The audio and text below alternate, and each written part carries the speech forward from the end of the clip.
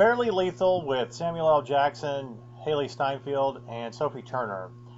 While I do think that the epitome of great teen comedies is always a John Hughes film, the best part about this film really is the references to John Hughes films and how to be a teen and how to fit in high school, even though this movie is set in a time 30 years after those films. Do I think this is a great film? Not necessarily, but it's funny and has some very charming moments. I could definitely understand if you've never been to high school trying to fit in and do the research and stuff. Kind of reminded me of that Drew Barrymore movie, Never Been Kissed, and doing the same thing.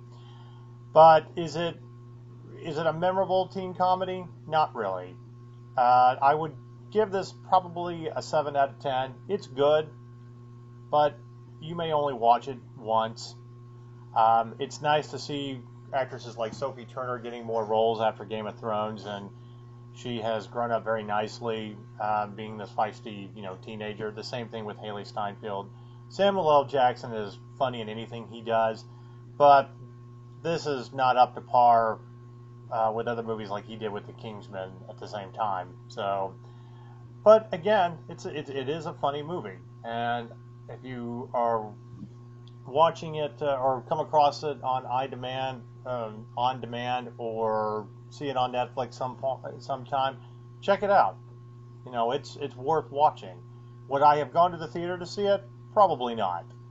But I think that teenage girls and even some teenage boys, would have probably found this a little bit more humorous, because it's definitely set for ages between 15 to 23.